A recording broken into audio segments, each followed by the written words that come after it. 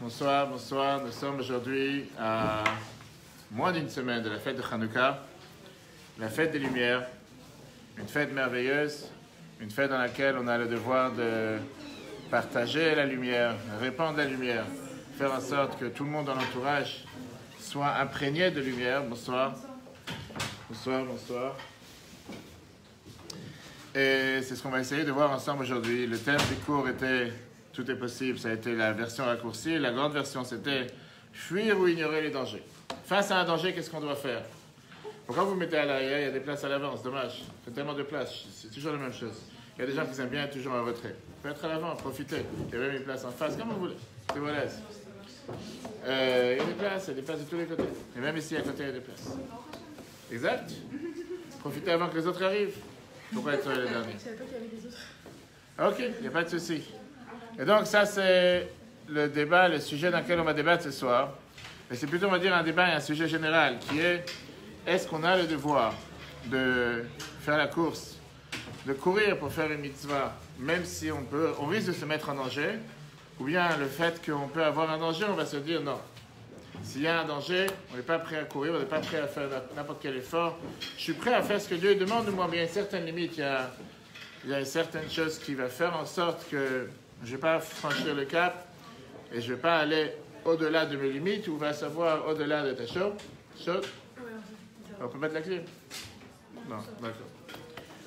Ok, donc la question qui est: est-ce qu'on doit forcément faire des forces surnaturelles pour aller faire ce que Dieu il attend de nous, ou bien on doit se dire c'est pas grave, je fais ce que je peux, si c'est plus fort que moi, si c'est plus dur que moi, je ne vais pas chercher à le faire.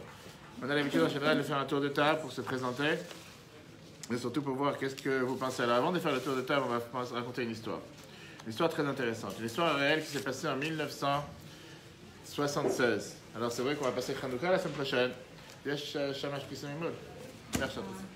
On va passer Hanouka dans quelques semaines, et c'est une histoire qui s'est passée avec la fête de Purim.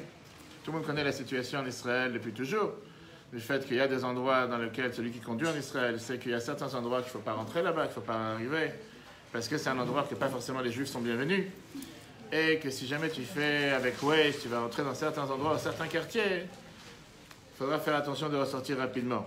Mais en tout cas, c'est une histoire qui s'est passée, la fête de Purim 1976, une histoire dans laquelle il y avait à l'époque la demande du Rabbi d'aller chercher, comme jusqu'à nos jours, les soldats partout où ils sont stationnés pour leur emmener et pour faire en sorte qu'ils puissent aussi faire la mitzvah du Purim, distribuer les Mishloach Manot, les cadeaux de Purim, etc.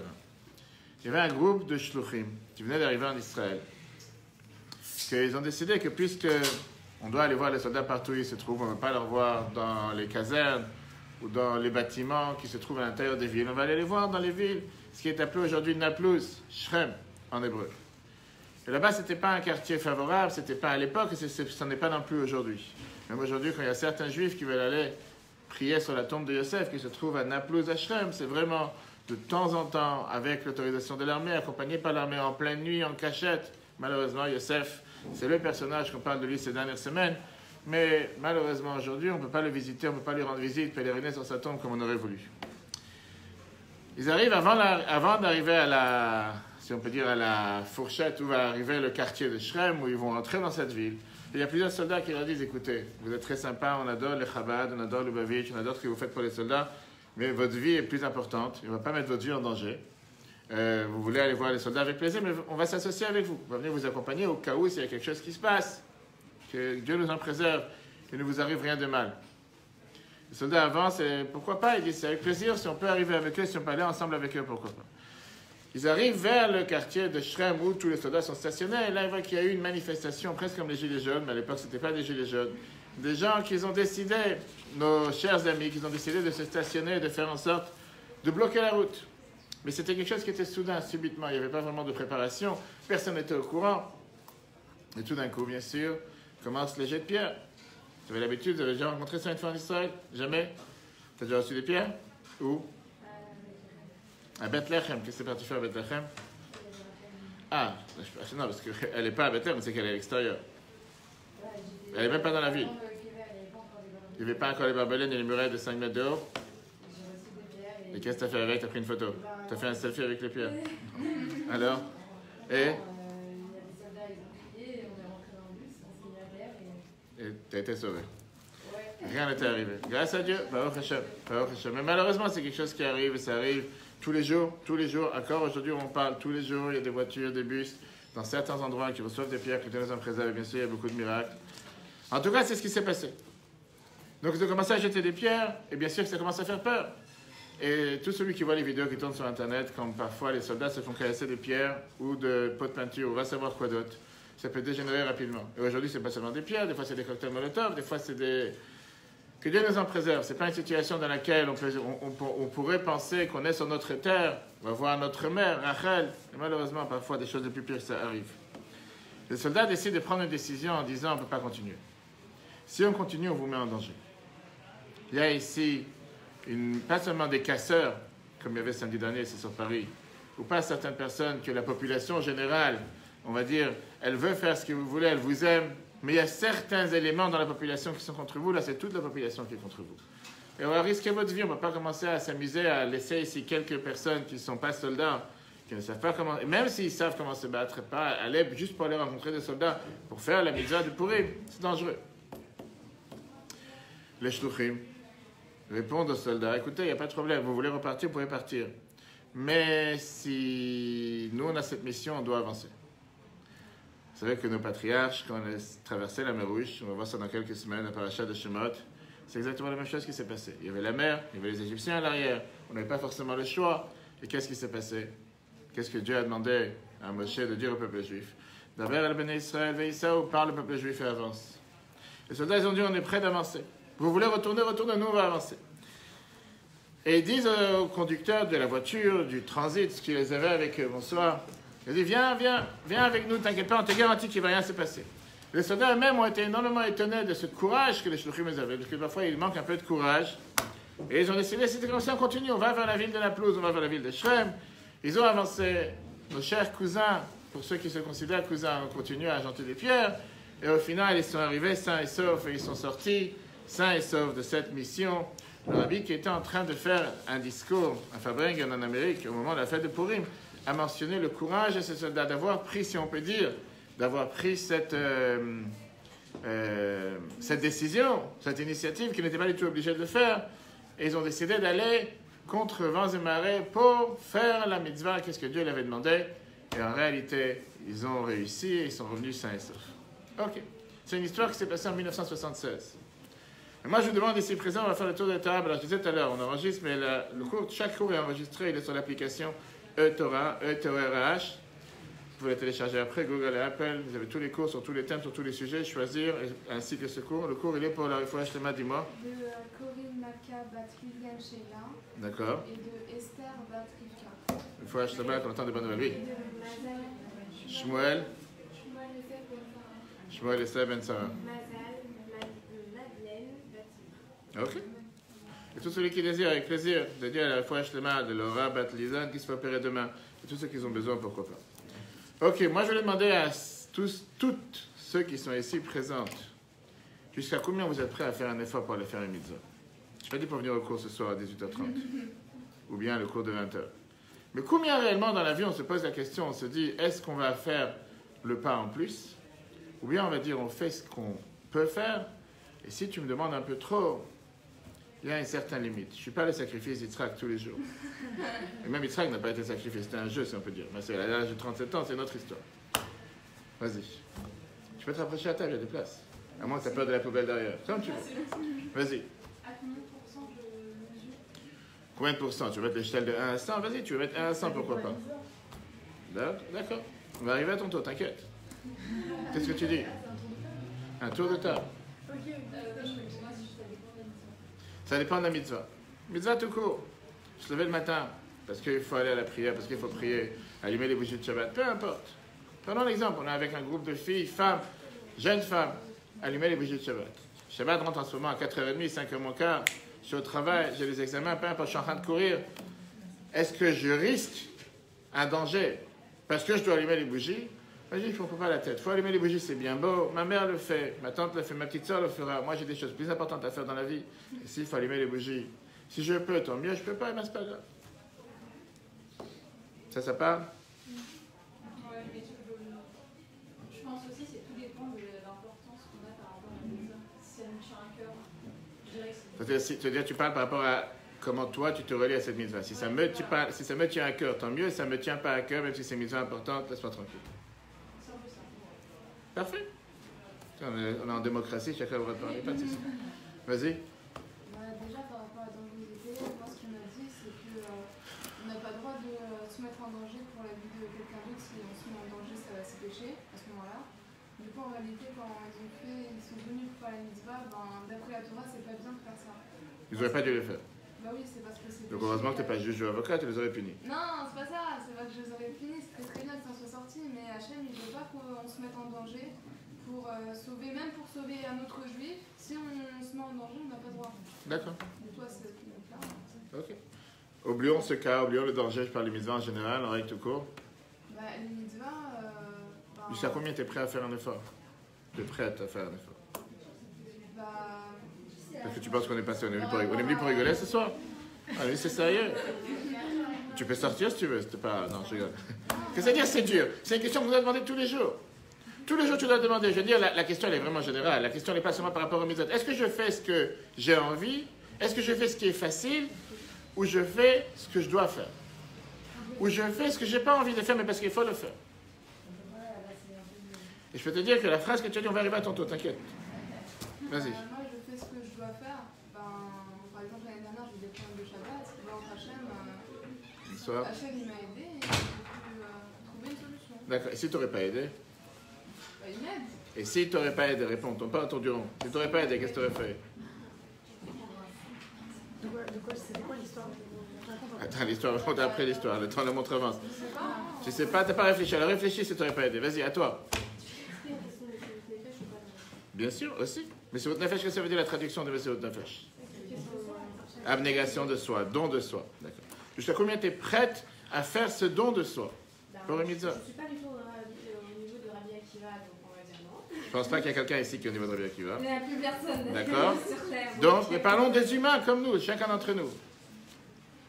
Je dois faire, mais pas à point de sacrifier ma vie. Pas à point de sacrifier ta vie, mais est-ce... Par exemple, j'arrivais à un Shabbat, je ne vais jamais sacrifier Shabbat pour un examen. Mais je reprends ce que tu as dit, parce que tu as parlé d'un point important. Mais c'est au nefesh, je ne veux pas dire sacrifier sa vie.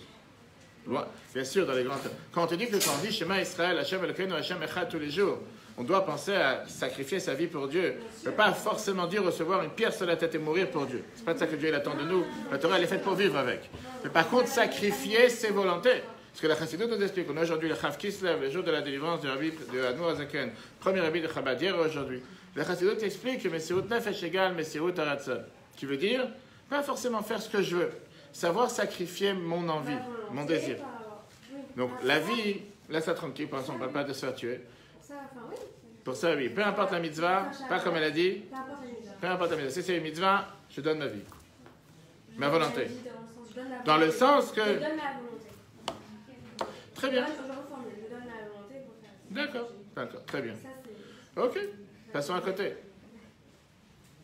En parlant de Shema Israël, il y a une histoire, je crois, dans la Gemara qui disait, qui posait la question sur le faire Shema Israël debout ou assis ou allongé. Et la Gemara elle relate l'histoire d'un rabbi qui s'était levé pour faire Shema Israël avant d'aller dormir et qui à ce moment-là il y a des bandits qui passent. S'il l'avait vu, il l'aurait tué. Et le rabbi demande, et donc du coup il a été obligé de faire Shema Israël allongé, et donc la question est, si c'était levé faire le Shema Israël et que les bandits l'avaient tué, est-ce que ça aurait été un Messirut Nefesh? Et la Gemara répond que non, ça n'aurait pas été un Messirut Nefesh, donc on ne doit pas mettre notre vie en danger pour une mitzvah. Et enfin moi j'en conclus que c'est assez de mettre sa vie en danger pour une mitzvah, donc il ne faut pas aller trop loin non plus. Tu prends l'extrême. Tout ce que tu as dit, tu as raison. On ne parle pas maintenant de mettre sa vie en danger, je parle de rabaisser ou de laisser passer ou d'annuler une propre volonté face à une mitzvah. Je préfère ce soir aller danser dans un bar. Je n'ai pas envie de venir à un cours. Est-ce que je décide d'aller faire la fête ou je décide de venir à un cours? Ça, c'est quelque chose qui est très simple. D'accord? On n'a pas parlé maintenant de donner sa vie. On est loin, on n'est pas vraiment, on est en 2018 aujourd'hui, pour respirer. Il n'y a pas quelqu'un qui t'attache avec un couteau sur la tête en te disant « Oh, tu fais une mitzvah, sinon tu vas te faire tuer ». C'est pas le cas qu'on va te tuer toi. Le choix, c'est entre aller en cours de Torah ou aller... Un choix général, je ne vais pas aller en cours de Torah, j'ai un choix général par rapport à une mitzvah, combien tu es prêt à faire hors du commun, hors norme, faire quelque chose qui ne t'est pas demandé, faire le pas en plus. Ce qu'on aurait pu appeler dans les termes, tu parles de la Gemara, dans la Mishnah. Je vais faire les choses au maximum, mais si ça marche... Jusqu'à une certaine limite. Voilà. D'accord. Si ça marche là... D'accord. Moi, c'est un peu pareil. Vas-y. Après, t'as jusqu'où t'as une certaine limite aussi, mais après. Faut pas que ça m'embête trop. C'est pourquoi. Faut pas que ça me dérange trop. Non, c'est pas que ça me dérange trop, c'est que voilà, ça dépend c'est à quelle mesure. C'est quelque chose qui va mettre ma vie en danger. Oublie, pourquoi tout le monde s'acharne avec la vie si on n'est pas essayé d'aider. On n'est pas essayé des gens des suicidaires. On va pas maintenant, je te parle d'oublier la vie en danger. J'ai pas entendu. Vous parlez de limites. Mais oui, la limite, ça veut forcément dire ou la vie ou pas la vie. Non, on n'est pas. Je pense pas qu'on est. Je sais pas s'il y a des hôpitaux psychiatriques juste à côté, mais on n'est pas. Je pense pas vraiment. Je veux te dire que parfois, que pour une certaine personne, savoir pardonner, pas pardonner, savoir, je veux dire, savoir se séparer de quelque chose qu'il aime énormément. Savoir ne pas faire quelque chose qu'il aurait tellement voulu faire. C'est un énorme sacrifice, beaucoup plus que donner sa vie. Oui, c'est la même chose que vous voulez dire. On ne parle pas forcément de donner la vie laisse ça tout court, laisse ça tranquille. On n'a pas envie pour... Quelque chose que j'avais l'habitude de faire il y a 5 ans, et qu'aujourd'hui, parce que j'ai avancé dans la Torah, les mitzvot, je ne le fais plus. Mais dans le fin fond de moi-même, je me dis, je suis tellement bête, j'aurais pu profiter de ce moment. Et j'aurais pu profiter encore aujourd'hui. Et parce que j'ai décidé d'avancer dans la Torah, les mitzvot, je suis en train de souffrir. Je ne vais pas le dire, je n'ai pas envie de le faire remarquer, mais c'est la réalité. Tu veux que je te donne des exemples? On va y arriver à ton tour. Vas-y. La prochaine. Pourquoi il faut être vraiment? C'est horrible comme ça. C'est horrible. Alors, on ne se connaît pas. Je peux te dire que je connais aujourd'hui des centaines de jeunes filles et garçons de ton âge qui se posent ces questions tous les jours, qui ont énormément avancé, qui font des efforts. Et je dis, vraiment, j'enlève les chapeaux. Je suis tellement... Une seconde. Je ne peux pas dire qu'ils ne sont pas heureux. Ils ont énormément avancé dans la Torah et les mitzvot. Mais ils ont ce débat interne. Et si tu as appris une fois le Tanya à chapitre 12 et chapitre 13... Ils savent pas c'est quoi le but de la vie? Une seconde. Pas forcément ils ont appris. Pas forcément ils ont eu la chance de savoir. Une seconde. Pas forcément ils ont eu cette chance de savoir. Et je vais te dire plus que ça. Dire qu'aujourd'hui, une des maladies qu'on a le plus chez les adolescents, c'est le suicide. Oublie maintenant religion, juif, oublie tout ça. Oublie juif, oublie religion, oublie chassidique. Un des problèmes majeurs qu'on a dans la société en 2018, dans le monde entier confondu et particulièrement aux États-Unis, c'est les suicides chez les adolescents. Je te parle des adolescents qui viennent des plus belles familles, qui ont les meilleures situations financières, qui sont dans les plus belles écoles. Ils leur ont pas transmis les bonnes valeurs. Il y a une Ils sont tous tordus. éducation aussi derrière. Il y a plein de trucs. Il y a Alors, l'environnement, les apprendre, écoute, si tu veux, il y a plein de trucs. écoute, je suis d'accord avec toi, mais on pourra débattre de ça après. Moi, un des problèmes majeurs, c'est que tu as énormément de jeunes aujourd'hui qui se cherchent et qui n'arrivent pas à trouver la réponse. Et de l'autre côté, que parfois, ce qu'on leur a promis comme paradis sur terre est loin d'être le paradis. Et la réalité, elle est qu'on a besoin d'énormes forces et d'énormes aides spirituelles et matérielles pour pouvoir faire face à la pression que la société nous met tous les jours. Nous ne sommes pas des extraterrestres, nous sommes des humains. Et quand tu parles d'une jeune femme ou d'une jeune fille qui a un certain âge, avait l'habitude de faire telle et telle et telle chose, et si tu veux, je peux décrire sans problème, et c'est le monde qui tourne. Et que tout d'un coup, on lui a dit, tu sais, puisqu'on avance dans la Torah, les mitzvot, certaines choses sont permises, certaines choses sont évitées, certaines choses sont interdites. Et elle est prête à faire le pas, et elle fait le pas, et elle avance. Mais à un certain moment, elle se pose la question, est-ce que je ne suis pas parti trop loin? Ça fait des années que je n'arrête pas d'avancer. Je prends l'exemple d'une femme qui m'a dit ça cette semaine. Ça fait des années que je n'arrête pas d'avancer, j'avance sans arrêt. J'ai commencé avec Shabbat, j'ai fait telle et telle et telle chose.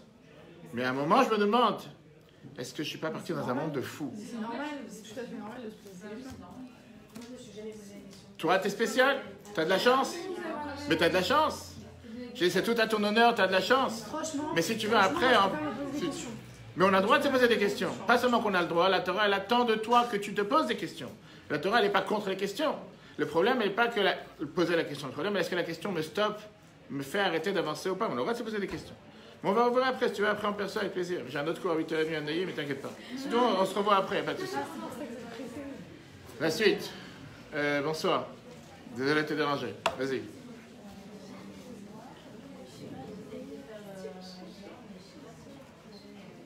J'entends pas.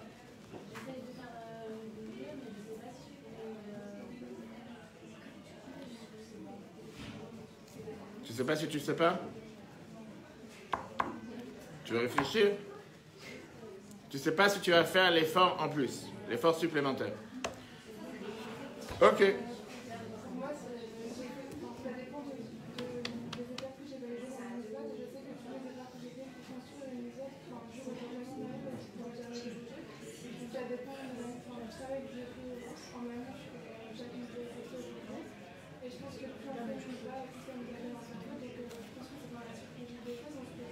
Si on a validé toutes ces étapes que j'ai faites en amont pour arriver en fait constable, on ne revient plus à la manière parce que c'est un travail en amont. C'est plus possible de revenir en arrière là-dessus. Tout le temps que tu es marié, tout le temps que tu es célibataire. J'ai dit tout le temps que tu es célibataire, ton discours se tient. Le jour où tu vas te marier, 50% va dépendre du choix avec qui tu vas te marier. Et même si c'est la personne que tu penses qui va te dire je suis prêt à aller à fond dans ta direction, un jour ou l'autre ça ira dans sa direction. Et qui te dit qu'il aura la même direction tout le temps comme toi tu as envie. Non, mais on a acquis une certaine façon de voir les choses et au bout d'un moment, c'est la part des choses et on sait tout d'un coup. Donc il n'y a pas de problème de couple, il n'y a pas de divorce, il n'y a pas de souci. C'est de la Emouna, de ce qu'il a dit. Que de la Emouna? Non, de la vision des choses. Parce que Ok, j'écoute. J'écoute, on verra après. Moi, je voudrais faire une humeur d'accord. Que quoi? Il y a pas de- Ça dépend où, enfin, il y aura un jour, mais ça dépend où on en est à ce moment-là. Et Quoi qu'il arrive, j'y vais à fond. non, je sais pas si je crois que je vais à fond, mais par exemple, quelqu'un qui a fait toute sa vie Shabbat, ben, c'est acquis, c'est-à-dire que ça sera pas difficile de rater un examen pour Shabbat. D'accord. Alors que pour quelqu'un qui n'a jamais fait Shabbat et qui est entrant, ben, oui, c'est. Si tu as l'application ETOA, ou tu l'as téléchargé après, aujourd'hui, justement, on a eu un cours dans le Tanya, chapitre 13, deuxième moitié, dans lequel Admo Azaken, l'auteur du Tanya, explique tout le contraire. En te disant que parfois, quelqu'un qui était toute sa vie dans le milieu avec Shabbat, le jour où il va rencontrer ce qui est en dehors de ce qu'il avait l'habitude, il risque de tomber. Mais, pour l'instant, ensuite au chemin. À côté, bonsoir.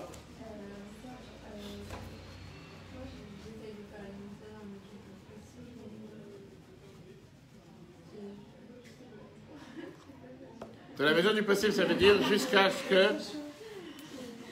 Dans la mesure du possible, ça veut dire jusqu'à ce que... Quelle est la barre? Quelle est la limite?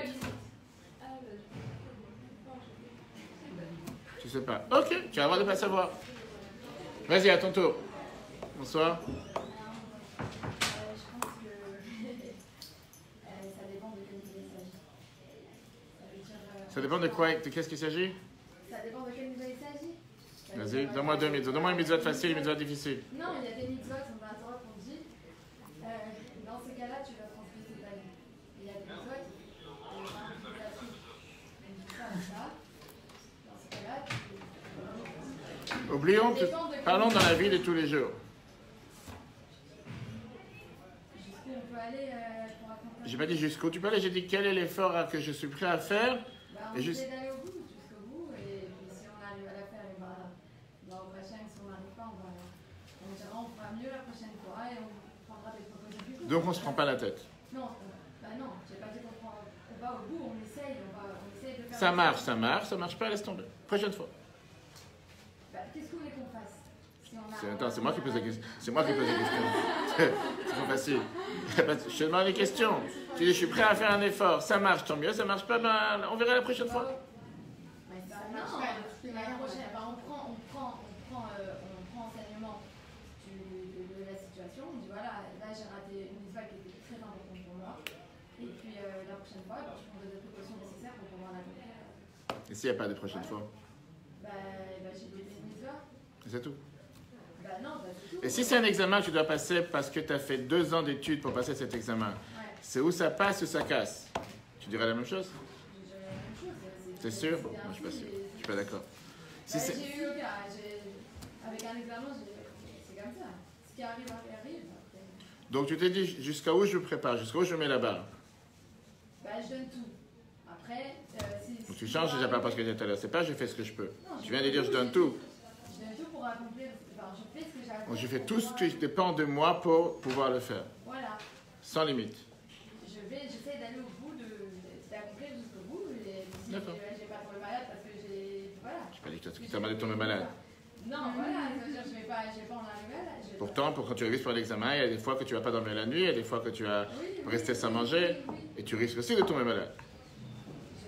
Sans dormir, sans manger. Non, bah non, justement, ça va, Ok, d'accord. Pourquoi vous avez dit je suis pas d'accord quand elle a dit les examens pendant 2 ans? Parce que je pense qu'il y a certaines choses dans la vie qu'on se dit que je ne peux pas ne pas réussir. Il faut que je réussisse. Après, bien sûr, malheureusement, il y a des fois que, avec toutes les épreuves et tout ce que j'ai pu faire pour réussir, je n'ai pas réussi. Mais est-ce que l'approche depuis le départ, elle est je fais ce que je peux et le reste est dans les mains de Dieu? Ou bien je dis je vais faire à fond tout ce qui dépend de moi et même plus, comme pour un examen. Je n'envisage pas le non-réussite. Je vais depuis le départ avec une approche que je vais réussir. Et je vais tout faire pour réussir. Qu'est-ce que je vais tout faire? Je vais tout donner. Et si ça demande que je vais diminuer ma nuit, couper ma nuit en 2, ou sauter des repas, peu importe, je sais que maintenant j'ai un examen que je ne peux pas le rater. Je vais tout faire pour le réussir. Il s'avère que j'ai tout fait, néanmoins j'ai raté, qu'est-ce que je fais? Je vais pleurer toute la journée, je ne vais pas pleurer. Je vais être triste un moment. Après je dis, je vais travailler pour réussir la prochaine fois, ou je prendrai des leçons pour la prochaine fois. Mais ce n'est pas que je vais vers l'examen en disant, je vais essayer de faire comme d'habitude, je vais essayer de me préparer, ça marche pas, c'est pas grave, on avance. Je vois pas la différence. Tu vois pas la différence entre les deux? Dans le premier, c'est que je suis prêt à tout faire pour réussir. J'ai pas de limite. Si ça marche pas, bah ça marche pas. Je pas dit, et si, mais on est encore avant le ça marche pas. J'ai dit pour l'instant, je suis prêt à tout faire pour que ça marche. Dans le deuxième, je suis pas prêt à tout faire. Je suis prêt à faire, mais pas à tout faire. Ça, c'est la différence entre les deux. On veut réussir l'examen de toute manière, on se met à fond pour y aller. Exactement la même chose, c'est ce que je suis en train de voir par rapport à la mitzvah. Est-ce que je dis la même chose pour une mitzvah ou pas? C'est ce que je suis en train de me demander. Mais oui, ça dépend des personnes. Ok. Dans les deux cas, on veut réussir et à la fin, bah, si ça marche pas, bah, ça marche pas. Oui, mais on n'est pas encore à la fin. On est encore avant la fin. C'est pour ça que je comprends pas la différence. La différence, elle est est-ce qu'on va tout faire ou on va faire? On va tout faire. Non, c'est pas vrai. Non, parce qu'il y a certes, c'est justement, tu as bien vu que tu as plusieurs personnes qui ont dit, ici sur la table que pas forcément ils vont tout faire. On va faire, et après ça marche pas. Mais je suis pas prêt à tout faire. Ça, c'est la différence entre les deux. C'est vrai, ça dépend de l'idée aussi. Ça dépend dans quel. Enfin, ça dépend de la situation qu'on a. Voilà, des jours on est bien. Ok, très bien.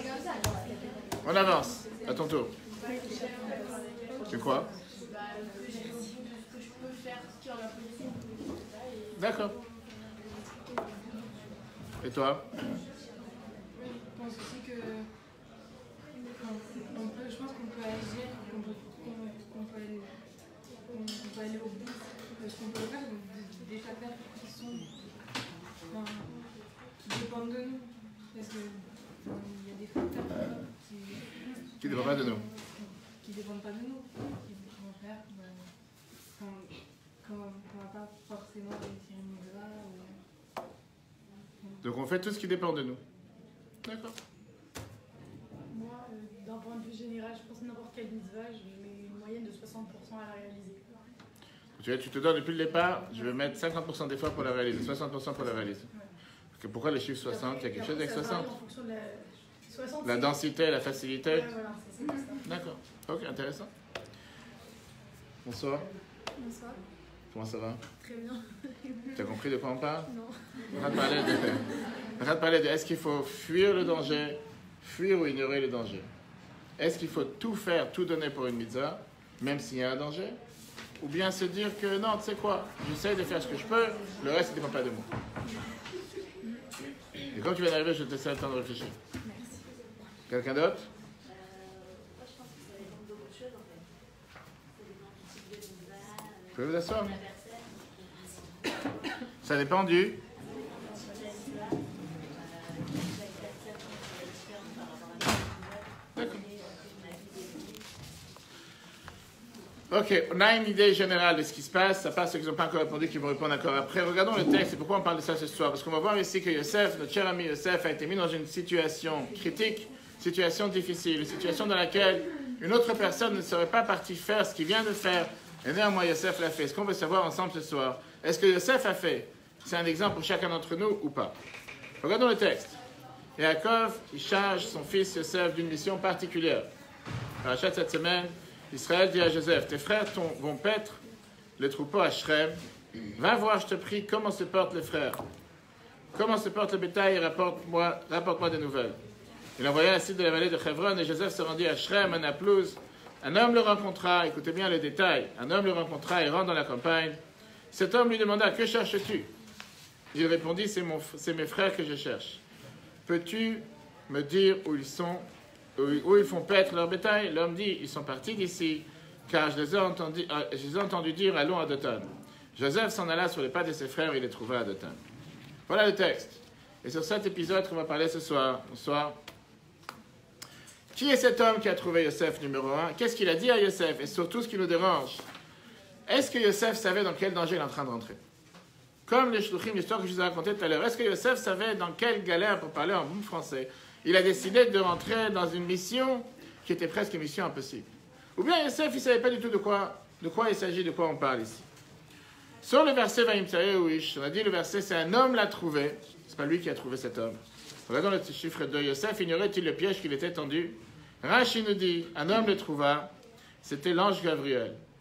Ils sont partis d'ici, ils se sont départis de tout sentiment de fraternité à ton égard. Qu'est-ce que ça veut dire allons à Dothan? Pour chercher des raisons religieuses, dates pour te tuer. Quand, au sens simple, Dothan est le nom d'une localité, un texte ne peut se dégager de son sens simple. C'est très bien que dans la Gemara, Rashi dit que Dothan, ce n'est pas un nom d'un endroit. Ici, Rashi te dit que c'est oui le nom d'une place, mais ça, c'est le sens simple. Mais le sens, l'explication de qu'est-ce que ça veut dire, ils sont partis à Dothan, on est en train de dire que Rashi nous explique comme quoi cette personne, qui s'avère être l'ange Gabriel, rencontre Yosef, c'est pas Yosef qui est parti le rencontrer. En général, quand tu es perdu dans la campagne, comme en Seine-et-Marne d'où je viens, avec tellement de campagnes en général, c'est toi qui demandes aux gens comment trouver la route. C'est pas quelqu'un qui te voit dans la rue et te dit qu'est-ce que tu fais ici, je vais te montrer comment aller. Tu te demandais quelque chose. Là, c'est le contraire. Yosef, il n'a rien demandé. C'est la personne qui va voir Yosef et lui dit qu'est-ce que tu cherches. Il fait heureusement que tu es là. Et il lui dit je cherche mes frères. Et il lui dit tes frères, ils sont partis chercher des moyens comment te tuer. La question qui est demandée, Yosef, il est à ce point-là où on en tient maintenant. Il y a 3330 ans en arrière, un peu plus. Yosef, il est au courant du danger qu'il risque. Il sait qu'il est en train de partir voir des gens qui ne veulent pas de lui. Même si ce sont ses frères, et ce n'est pas la première fois qu'on a une fratrie qui ne s'aime pas dans les parachiotes des dernières semaines. On a vu Yaakov la semaine dernière, Yaakov et Esav.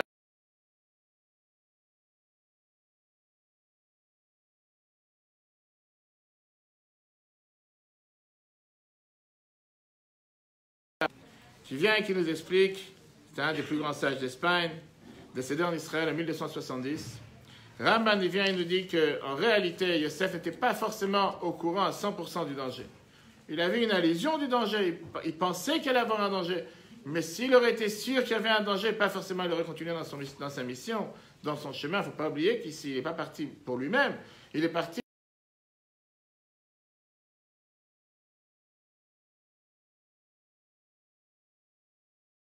Il dit, nos maîtres ne peuvent dire que l'homme indiqua à Yosef clairement ce que ses frères préparaient, car s'il en était ainsi, Yosef, sentant le danger, n'y serait pas allé.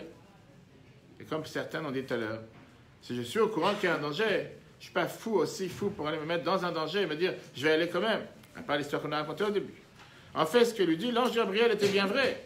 Cependant, il employa un langage pouvant avoir deux interprétations. Les deux étaient justes. Au final, Yosef ne put comprendre le message caché. Ça veut dire que d'après Nachmanides, ce qui est intéressant, ce qu'il nous dit ici, c'est que Yosef, il était ici au courant, il a fait ce que son père lui a demandé, il a fait tous les voyages de Hebron à Shrem. Mais il n'était même pas au courant de ce qu'il attendait là-bas. D'après Rashi, Yosef savait parfaitement le danger dans lequel il rentre, et néanmoins il a fait un effort particulier de rentrer dans la bouche du lion. Pourquoi? Pour respecter la volonté de son père. Son père lui avait dit, Lech na re'et shlom achecha, va voir ce qui se passe avec tes frères, fais shlom atzon et le troupeau va shiveni davar et viens me rapporter ce qui se passe. On a ici un débat de deux grands commentateurs du Chumash, Rashi et Ramban. Rashi qui vient et qui te dit Yosef était au courant du danger, il a décidé d'aller quand même. Ramban qui vient et qui te dit Yosef n'était pas au courant du danger, il avait une allusion, mais il n'a pas forcément compris l'allusion. Néanmoins, il a décidé de continuer. Si jamais il aurait su, il aurait eu un texto, ou bien un email, ou bien un message clair qui va vers un danger, il ne serait pas parti. Et ça rejoint le débat qu'on a eu tout à l'heure ensemble. Jusqu'à combien on doit être prêt, quelle est la limite par rapport à se mettre en danger pour pouvoir faire une mitzvah. Et ça, c'est un débat qui existe dans l'Agmara. L'Agmara Sanhedrin. L'Agmara Sanhedrin 74a. L'Agmara, qu'on va tout de suite voir que ce débat est ramené dans Maïmonide et dans les commentateurs de l'Agmara par rapport au din de Messirut Nefesh, qu'on a parlé tout à l'heure, qui est combien doit-on avoir une abnégation de soi, un don de soi pour faire une mitzvah. L'Agmara Sanhedrin, regardez le chiffre 3. Est-ce qu'on peut se mettre en danger pour accomplir une mitzvah? L'Agmara Sanhedrin 74a te dit, concernant tous les interdits de la Torah, si l'on dit à un homme, transgresse et tu ne seras pas mis à mort, il transgressera plutôt que se faire tuer. Exception faite pour les interdits d'idolâtrie, adultère et meurtre. Ce sont ces trois avérotes, trois péchés dans lesquels la Torah dit que tu n'as pas le droit de les faire à la place de se faire tuer. Cependant, en cas de persécution, ou si la transgression sera faite en public, dans ces cas, même pour une simple mitzvah, il faudra se laisser tuer pour ne pas transgresser. Ça, c'est l'Agmara. On a vu que c'est quelque chose qui s'est passé à travers les différentes situations. Tout le monde connaît les différentes histoires du peuple juif, que pas forcément il y avait une obligation de se faire tuer. Mais malheureusement, c'était en public, on ne voulait pas profaner le nom de Dieu. Et certains grands-mères du peuple juif, ou certains juifs simples, ont décidé quand même de se faire tuer pour ces questions pareilles. Maintenant, la question elle est à l'inverse. Quand on vient de te dire que toute la mitzvah, toute la Torah, à part ces trois commandements qu'on a vus, si jamais on te dit ou tu transgresses ou tu te fais tuer, on doit transgresser. Parce qu'on n'a pas un devoir de se faire tuer pour faire la Torah. La Torah, elle est là pour te dire qu'il faut vivre par les mitzvot et pas mourir avec les mitzvot. Tout le but de faire la Torah et les mitzvot, c'est pour vivre avec, pas pour mourir avec. Si quelqu'un décide de lui-même, même si j'ai le droit de transgresser, je n'ai pas envie de transgresser. Prenons un cas qui revient tout le temps, tous les ans. Combien de fois je reçois des questions à la veille de Kippour, veille d'un autre jour de jeûne, prenons le jeûne de Kippour. Personne malade, que d'après la Torah, il a tous les critères possibles, permis pour transgresser, si on peut dire. Pour ne pas jeûner Kippour, pour manger Kippour. Et la personne décide, moi je suis un grand juif, je suis un juif pieux, laisse tomber, moi j'ai envie de jeûner. Alors cet exemple, ce n'est pas le bon exemple. Pourquoi? Parce que comme elle a dit justement, quelqu'un qui va jeûner alors qu'il doit manger, halachiquement parlant, s'il jeûne, il ne fait pas la mitzvah qu'il doit faire. Et prenons un autre cas de figure dans lequel la Torah te dit tu n'as pas le devoir de faire cette mitzvah, vu ta situation, tu es quitte, c'est pas grave, comme on sait très bien avec un malade le jour de Shabbat, un malade en danger, pas aller à l'hôpital, et la Torah te dit clairement le terme Chalel alav Shabbat achat, kedei sheishmor Shabbatot arbe. On a le devoir de profaner sur la personne un Shabbat pour qu'il puisse pouvoir faire beaucoup d'autres Shabbatot. Et si jamais il ne va pas profaner le Shabbat pour lui, il va savoir s'il va pouvoir faire les autres. Peut-être quelqu'un qui va dire non, moi j'ai pas envie, je me suis cassé la main Shabbat matin, je reste avec la main cassée jusqu'à la fin de Shabbat. Pourquoi? Parce que moi je suis un juif pieux, j'ai pas envie de transgresser, j'ai pas envie d'aller en ambulance Shabbat, je peux pas me prendre la voiture Shabbat. Est-ce qu'il y a un devoir de le faire ou pas? Ça c'est la question. Ça dépend s'il souffre beaucoup. S'il souffre beaucoup, et si c'est sérieux, il est obligé d'aller. Ça devient insupportable. Je ne savais pas qu'on avait tellement de décisionnaires rabbiniques ici, c'est intéressant. Pourquoi pas? La prochaine fois que je reçois des questions, je les envoie. Pourquoi pas? Qui peut décider le cas de dangerosité pour un enfant qui se casse une main ou une maman qui se casse une main? Non, il faut aller directement. Tout à l'heure, tu as dit ça dépend combien il souffre. Ça te change si rapidement que ça. C'est bien. C'est ça. Je suis en train de parler avec elle, pas avec toi, je n'ai pas commencé. Mais c'est vrai, une question intéressante. Se mettre en danger pour une mitzvah, bah voilà, c'est clair, la réponse, la vie, elle passe avant. Donc on ne se met pas en danger. Mais la question que je viens de demander, c'est si quelqu'un décide qu'il veut se mettre en danger. Oui, mais la Torah, il n'a pas le droit. Il n'a pas le droit. Alors regardons ce que Rambam nous dit. Ça va l'empêcher de faire d'autres mitzvot, si on dit. Regardons Rambam. Laissons parler Maïmonide. Il a quand même été ici il y a 800 ans. Après, on verra ce qu'il était il y a quelques années. Compliqué, c'est pas compliqué, c'est facile. Regarde Maïmonide, deuxième paragraphe du chiffre 3. Maïmonide, dans les lois de fondement de la Torah, il nous dit, dans le cas où il doit transgresser plutôt que se faire tuer, s'il se fait tuer et ne transgresse pas, il est tenu responsable de sa vie. Comme la majorité des gens ont dit ici. Par contre, lorsque la règle est qu'il doit se laisser tuer pour ne pas transgresser, et qu'il fit tuer, là, il a sanctifié le nom de Dieu. Mais de l'autre côté, si la Torah te dit tu dois transgresser, la personne, elle dit non, moi j'ai pas envie, il est coupable. Parce que la Torah te dit que tu dois transgresser. La même Torah qui te dit que tu dois jeûner Kippour. La même Torah te dit que dans certains cas de circonstances, quand quelqu'un il a un danger vu, quelqu'un il a un problème de santé grave, il ne doit pas jeûner.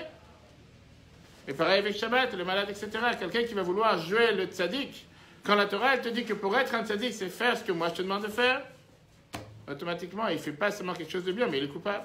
Il est responsable de sa vie, comme Rambam nous dit. Et les soldats soldats en Israël qui font Lui, eux aussi, je risque d'enlever sans arrêt. c'est quoi la question? C'est une mitzvah qu'ils font en permanence. Et c'est quoi la question? Bah, il n'y a pas vraiment une question, mais c'est un peu ils acceptent leur rôle de manière obligatoire, quoi. C'est un peu, Et donc, où tu vas en arriver? je vais en arriver, est-ce qu'ils peuvent dire non? Ils sauvent des vies, mais ils risquent la leur, donc c'est un peu... Il n'y a pas vraiment une question, mais c'est... Est-ce qu'ils ont le droit ou Est-ce qu'ils ont le droit de faire ce qu'ils font? C'est compliqué. Première, c'est pas compliqué. Je vais te dire, j'ai la chance d'avoir une mission Solidarité Israël tous les ans. Si Dieu veut, le 6 janvier, si quelqu'un est en Israël, il pourra venir nous voir. On offre des tefilines de soldats chaque année, une centaine de paires. Cette année, on sera avec des parachutistes. L'année dernière, on était avec des soldats Magar de 4 unités, Givatik, Santranim, etc. Et chaque fois, on discute avec les soldats sur ce sujet-là. Un soldat qui va à l'armée, je parle de nos soldats, je ne parle pas de ce qui se passe dans le monde, ceux qui sont ici en train de tourner dans les coins de rue à boire des cafés. Je parle de ceux qui se passent. Ils ne vont pas forcément avec l'idée qu'il va leur arriver quelque chose. Ils vont bien sûr avec l'idée qu'on est là pour protéger les citoyens, protéger notre terre. Si malheureusement quelque chose arrive, tout d'abord, personne n'a souhaité, personne ne voulait que quelque chose arrive.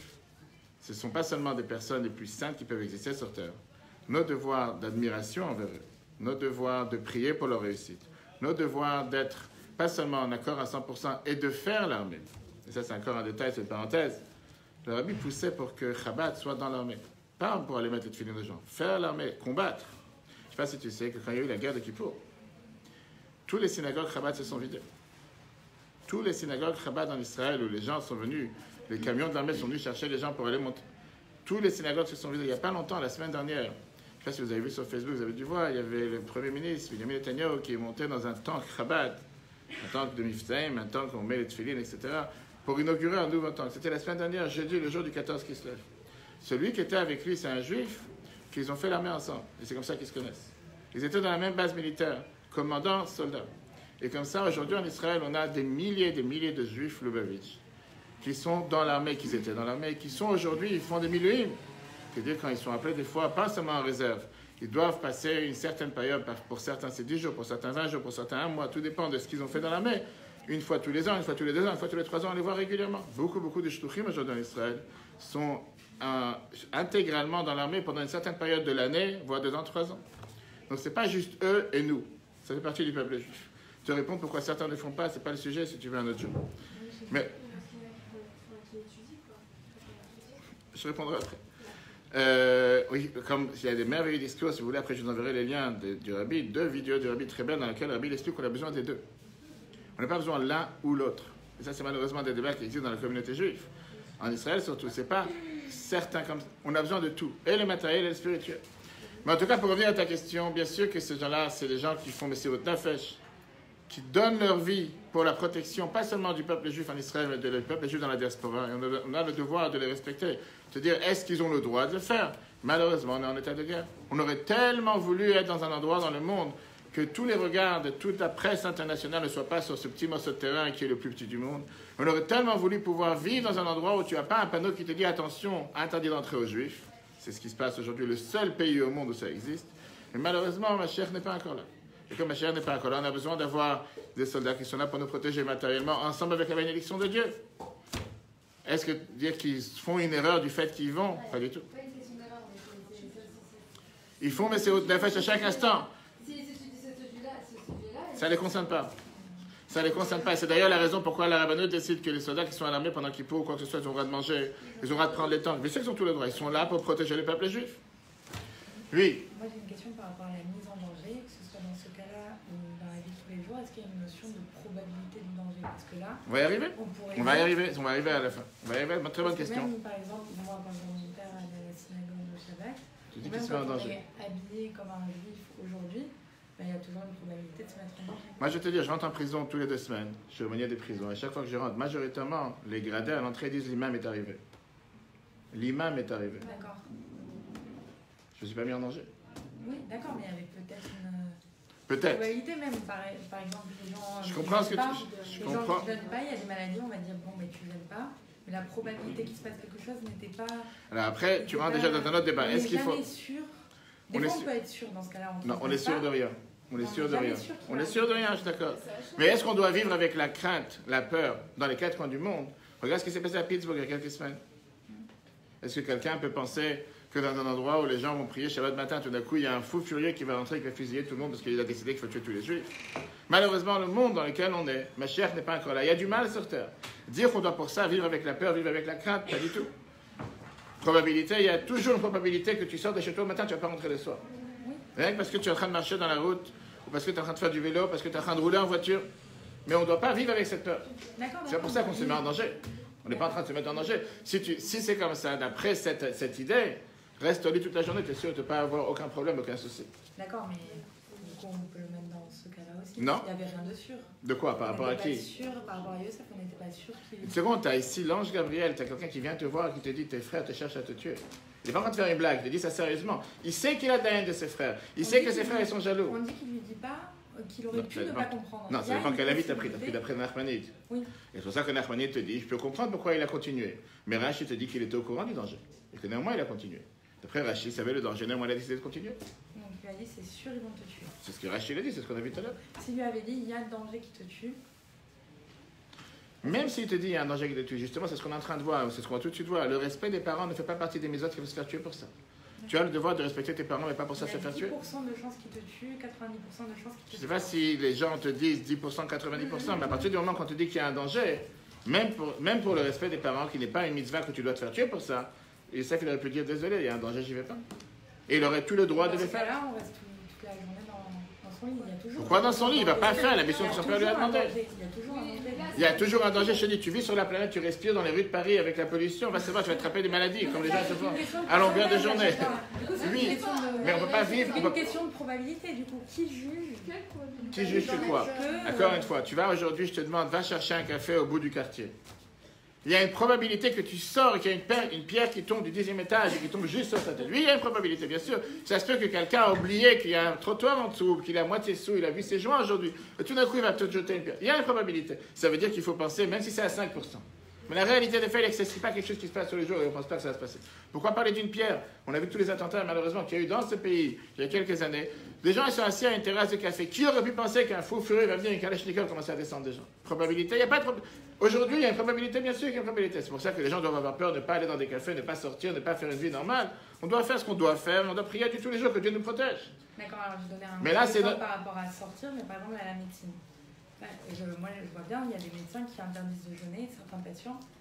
Il y a une probabilité qui existe, qui se mettent en danger, mais 100%, ils peuvent gérer le truc. La halakha, elle te dit clairement qu'avant de prendre la décision de jeûner ou pas, il faut demander à un médecin compétent, un médecin ami, un médecin qui comprend la valeur de la Torah et qui comprend la valeur du patient. Et à ce moment-là, voir, avec un rav qui connaît et qui peut décider de la halakha, est-ce que cette personne peut jeûner? C'est pour ça que je dis à chaque fois, on n'apprend pas la Torah ni sur Internet, ni sur WhatsApp, ni sur des groupes Facebook. On doit demander à un rav parce que chaque situation est différente. Pour une personne, ça sera permis. Pour une autre personne, ça sera interdit. Revenons à la réponse, oui. Et donc, regardons avec notre cher Yosef. On voit ici une autre phrase, à part Rambam et Rashi. On va voir que Tosfot, le dernier paragraphe du chiffre 3, sur la Gemara Vodazara, te dit que s'il désire prendre soin de ne pas transgresser même les autres mitzvot, il en a le droit. Et là, Tosfot vient nous renverser ce qu'on vient de dire jusqu'à présent. Parce que Rambam te dit, si tu fais quelque chose qu'il ne faut pas faire, on ne t'a pas demandé de te faire tuer, on ne t'a pas demandé de te mettre en danger, tu t'es mis en danger. Rambam te dit, tant pis pour toi, tu as pris ta vie en responsabilité, tu n'aurais pas dû le faire. Viens, Tosfot, et il te dit que non. Si tu as envie de le faire, pourquoi pas? Si tu as envie de faire l'extra pas, bonsoir, si tu as envie de faire l'extra pas, tu peux le faire. Alors c'est pour ça qu'on va commencer à comprendre qu'est-ce qui s'est passé ici avec notre Yosef. Nachmanide pense comme Maïmonide que tout celui qui a mis sa vie en danger alors qu'il n'aurait pas dû le faire, il est responsable, il est coupable. Et donc, Nachmanide te dit, je suis convaincu que Yosef n'était pas au courant du danger. Parce que s'il aurait été au courant du danger, jamais il serait parti pour aller faire la mission que son père lui a donnée. C'est impossible que quelqu'un se mette en danger qu'il n'a pas le devoir de le faire. Ça, c'est Nachmanide. Rashi te dit non. On a le droit de décider de vouloir se mettre en danger même si on n'a pas le devoir. Et donc Rashi te dit, c'est pour ça que Yosef il a décidé de le faire, même s'il n'avait pas le devoir de le faire, parce que ça lui tenait à cœur de faire la volonté de son père. Ah, il n'avait pas le devoir de se mettre en danger, peu importe. Il n'a pas cherché ici si c'est un devoir ou pas. Il voulait le faire, et c'est pour ça qu'il l'a fait. On connaît tous la fin de l'histoire aujourd'hui. Qu'est-ce qui s'est passé après? Il a été vendu. Vendu et la suite, mais la suite de la suite de la suite, c'est qu'il a sauvé le monde. Sa mission, c'est de partir. Ok, on va y arriver. Yaakov, la Torah te dit justement dans la paracha de cette semaine, Ve'aviv Shama et Adavar. Son père, il était au courant de ce qui s'est passé par rapport au rêve. Il n'a pas voulu ni le réprimander sur les rêves, il a préféré regarder parce qu'il savait que c'est quelque chose qui va se passer. Il ne savait pas exactement quand et comment. Donc bref, je les différents commentateurs. La question qu'on a ici, c'est beaucoup plus profonde, parce que ça, c'est ce qui nous intéresse. Dans ce cas-là, Yosef n'a pas seulement mis sa vie en danger, il a mis la mission en danger. Mettre sa vie en danger pour réussir la mission, je peux dire, ok, au moins il a gagné quelque chose. Là, si jamais ça serait passé quelque chose avec Yosef, la mission que son père lui a demandé, elle n'aurait pas été faite. Et la preuve, c'est ce qui s'est passé. Son père l'a envoyé pour lui dire, va voir ce qui se passe avec tes frères, avec les troupeaux. Yosef décide d'aller sur la route, on lui dit, attention, il y a un danger, ou peut-être un danger, ou il y a un danger sûr. La norme aurait dû dire, fais marche arrière, et va dire à ton père, j'ai pas pu y aller, il y avait un danger. Il a décidé d'aller, et au final, la mission que son père lui a demandé, elle n'a pas été accomplie. Donc il y a eu deux perdants ici. Ni il a fait la mission, et en plus, il a mis sa vie en danger qu'il n'avait pas besoin de le faire. Si tu vas dire, je vais faire le danger, je vais me mettre en danger parce qu'au moins la mission va être accomplie, ok, il y a au moins quelque chose de gagné. Je suis prêt à me mettre en danger à condition que la mission est faite. Là, il a mis sa vie en danger. Et il a été en danger. Parce que pas forcément qu'il savait la suite de ce qui allait se passer. Quand il a été vendu dans cette caravane des Ishmaélim avec les bons parfums que Dieu il a fait. Alors en général, ils n'ont pas de bons parfums. Puisque Dieu il a voulu lui montrer que c'est lui qui gère l'affaire. Et néanmoins, on voit que Yosef a dit se mettre en danger la mission de respect des parents. Il n'a pas fait. Parce que c'était quoi ici le respect des parents? De revenir voir son père et de dire ce qui se passe avec ses frères. Et là, il n'est pas revenu voir son père. Et les frères sont venus dire, ton fils s'est fait tuer. Il n'a rien gagné dans l'affaire. Et donc, si c'est comme ça, quel était le but de se mettre en danger? Qu'est-ce qu'il a gagné en se mettant en danger? Il savait quoi? Il avait confiance en son père. Que quoi? Quand il l'envoie faire quelque chose, c'est pas pour rien. Très bien, mais est-ce qu'il a réussi, il a rempli la mission que son père lui a donnée? Il n'a pas rempli. C'est pas l'intention. Ah, est-ce que c'est l'intention qui compte? On dit que Hachem voit l'intention qu'on a. J'ai voulu manger kasher. Et malheureusement, le livreur il m'a amené ce qu'il devait livrer à la porte d'à côté. Moi, j'ai voulu manger kasher. Si lui, il sait pas que c'est caché, si lui il pense que c'est caché et après il mange, ok.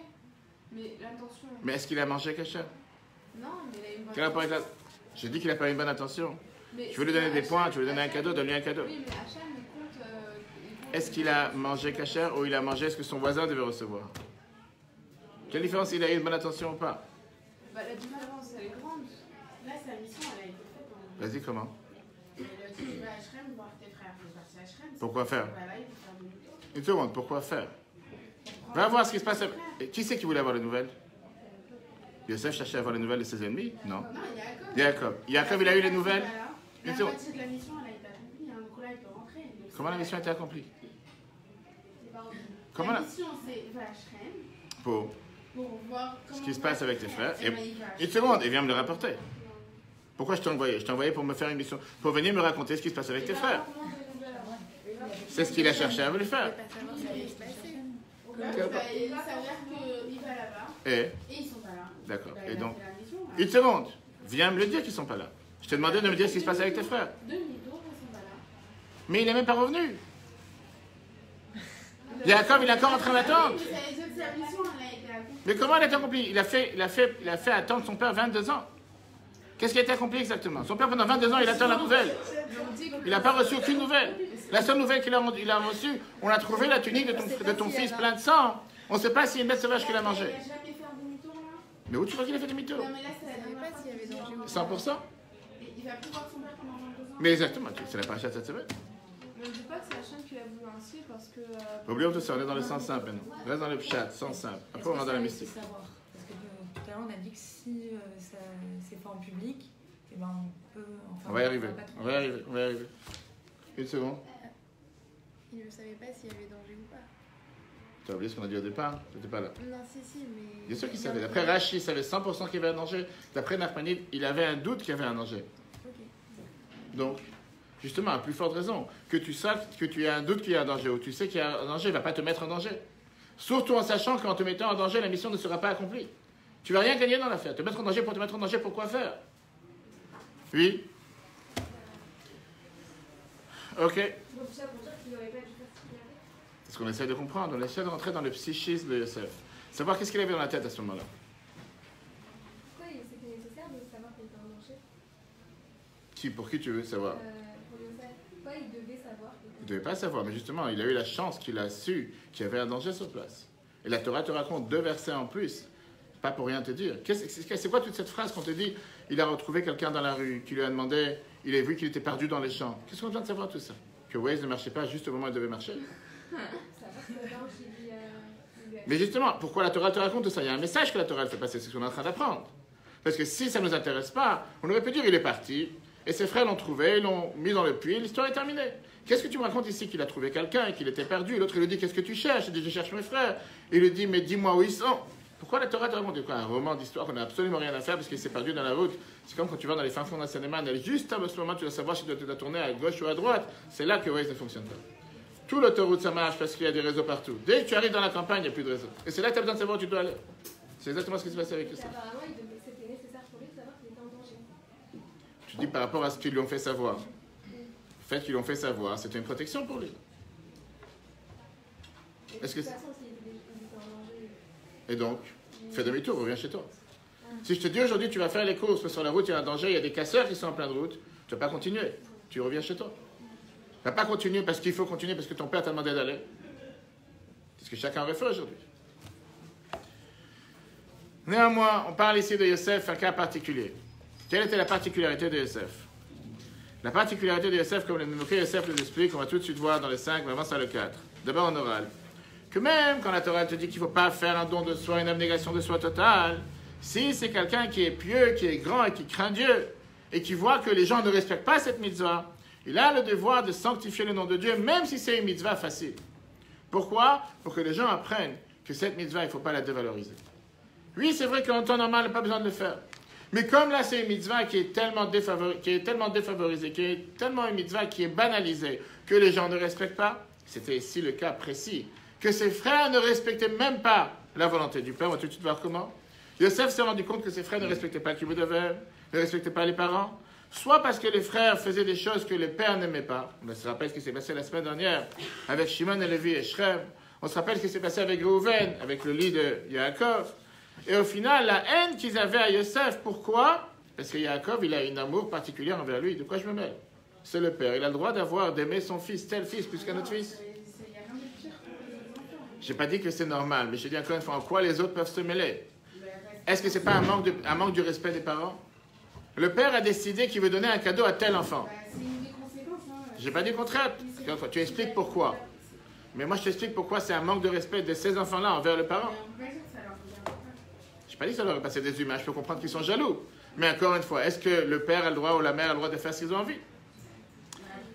Automatiquement, en tant que quelqu'un de grand, Yosef, il s'est dit, je dois me mettre en danger pour faire en sorte que mes frères sachent qu'il y a un moment dans la vie, il faut mettre ses conditions de côté, il faut mettre sa valeur de côté, il faut mettre son don de soi de côté, faire en sorte de faire comprendre la valeur de qu'est-ce que ça veut dire respecter les parents, même si, avec ce qu'il a fait, il n'a pas accompli, il n'a pas fait ce que son père voulait de lui. Et après, ils l'ont fait de toute façon en plus. Et bah, On fait du mal. Non, Après, oui, bien sûr, 22 ans plus tard. Après, Oui, je suis d'accord, Regardons le 4, 5. 4. Je veux dire, c'est grâce à lui s'ils ont pu. Depuis le départ, Yaakov, il savait que ça allait se passer comme ça. C'est très bien, c'est ce que la Torah te dit. On vient de dire, va vivre Shama et Tadavar. Le père, il savait que ça allait se passer. Mais alors, si c'est revenu. Je n'ai pas entendu. Oui. C'est une bonne question. Avec des si, on ne fait pas le monde. Ça ne s'est pas passé. Il y aurait une autre manière. Si ça avait ça, il n'aurait pas fait le deuil de Yosef. Yosef n'aurait pas fait le deuil, Yaakov n'aurait pas fait le deuil. Yaakov n'a pas vraiment été en deuil, si tu connais Rashi. Vaïmaël et Nachem, Rashi te dit qu'on ne peut pas être en deuil sur quelqu'un qui est en vie. Yaakov, il savait que Yosef était en vie. Mais Yosef, il n'avait pas eu des doutes sur son père au bout d'un moment, c'est pour ça qu'il n'avait pas envoyé un message pour. Yosef a eu des doutes. En avance, ça va pas la semaine prochaine. Viens, on reste sur ce sujet. Après, 4. La mitzvah d'honorer ses parents ne fait pas partie des 3 interdits selon Nachmanide. Il est donc évident que l'ange ne parlait pas explicitement à Yosef, sinon il ne serait pas y allé. Cependant, selon Rashi, Yosef comprit le message de Gabriel et s'est mis en danger pour accomplir la mission de son père, comme on a dit tout à l'heure. Regardons le 5. Le Nemoké Yosef vient nous dire la phrase suivante. Nemoké Yosef, c'est Rabbi Yosef Rabiba qui est né à Saragossa en Espagne, décédé en 1420. Dans le cas où il devra transgresser plutôt que se faire tuer, s'il se fait tuer, il sera coupable. Cependant, s'il s'agit d'un grand homme pieux et craignant Dieu qui voit que la génération est dépravée dans ce domaine, il a le droit de sanctifier le nom de Dieu et de se laisser tuer, même pour une simple mitzvah, afin que le peuple observe et apprenne ainsi à craindre Dieu et à l'aimer de tout cœur. Bien, le Rabbi nous explique. Yosef remarqua à plusieurs reprises chez ses frères un manquement dans l'honneur dû aux parents, notamment dans le fait que la haine de ses frères résultait du fait que son père l'aimait plus que ses frères. Cette haine même est un manque de respect à leur père. Yosef en conclut que la génération était dépravée dans ce domaine, qu'il avait le droit de le faire don de soi pour montrer l'exemple. Ça, c'est la réponse par rapport à Yosef. Quel rapport avec la fête que nous allons fêter la semaine prochaine, dimanche soir, Hanouka? C'est exactement le même sujet. On sait ce que le Shalom, le Shnei Luchat Abrit nous dit, qu'en réalité, la paracha, qu'on lit, c'est toujours en association avec les événements qui se passent dans la semaine dans laquelle on lit la paracha. Et généralement, Vayeshev, Miket sont les parachiotes qui sont en contact avec Hanouka. Ce Shabbat, on va lire Vayeshev, la veille de Hanouka. Rambam nous explique, Maïmonide, que tout le décret de Hanouka, c'était le seul fête sur terre. Je ne sais pas si certains ont écouté la vidéo qu'on a fait, que j'ai fait au début de cette semaine, dimanche matin. Dans laquelle on a expliqué en résumé la grande différence entre Hanouka, Purim et Pessah. Hanouka, ce n'était pas une fête d'attaque au peuple juif. Ce n'était pas une fête de tuer le peuple juif. C'était pas comme Purim. Purim, c'était une fête où on voulait tuer le peuple juif. Hanouka, on va dire dans l'Anissim, la semaine prochaine, tous les jours, c'était d'assimiler le peuple juif. C'était une attaque spirituelle, et c'est pour ça que la fête, elle est fêtée spirituellement, pas matériellement, même si elle est baignée aujourd'hui, on ne peut pas leur en vouloir. Mais ça devient des beignets qui sont faits, on fête beaucoup plus le fait qu'on a gagné avec cette fiole d'huile. On ne fête pas tellement la victoire de la guerre. La victoire de la guerre, elle est mentionnée dans l'Anissim, mais le mitzvah de Hanouka, ce n'est pas de gagner des guerres. La mitzvah de Hanouka, c'était le fait que la fiole d'huile, qui aurait dû durer un jour, a duré 8 jours. Tout ce miracle du fait qu'il y avait ceux qui voulaient rendre impures les huiles. Qu'est-ce que ça veut dire rendre impures les huiles? Qu'est-ce que les Grecs avaient à faire de rendre impure l'huile? Ils ne sont pas venus casser tout le temps. Rendre impure l'huile. Qu'est-ce que tu gagnes en rendant impure l'huile? 100%. Ils voulaient s'abattre au spirituel du peuple juif. Et donc le Shalom te dit, Rambam te dit que quand les Grecs, ils étaient là pour annuler la religion juive, pour interdire de pratiquer la religion juive, c'est sûr que c'était ici une situation dans laquelle, comme dans les temps des plus grands pogroms qu'il y avait contre le peuple juif, qu'on fallait donner sa vie pour que la religion juive ne disparaisse pas, même si on n'avait pas le devoir de le faire. Et c'est le miracle qui s'est passé, comme on dit dans l'Anissim, que Dieu il a donné les forts dans les mains des faibles. Dieu il a donné les nombreux dans les mains des peu nombreux. Malgré que, naturellement parlant, on n'avait aucun moyen de réussir. Naturellement parlant, on n'avait pas moyen de pouvoir contrer, se battre contre une tellement grande armée. Néanmoins, les Hashmonaïm, les Hasmonaïm ont réussi, ils ont gagné la guerre contre les Grecs. Et le même débat qu'on a eu avec Yosef, on peut l'avoir avec les Hashmonaïm. Qui leur a donné le droit de mettre leur vie en danger face à une armée si puissante, face à des soldats qui sont tellement armés? Eux, ils n'ont presque aucune arme. Alors que dans la Torah, tu n'as pas un devoir de mettre ta vie en danger pour gagner cette guerre? Si, ils ont un devoir pour combattre pour Dieu. Ça veut dire que moi, on m'a dit que s'il y aurait eu...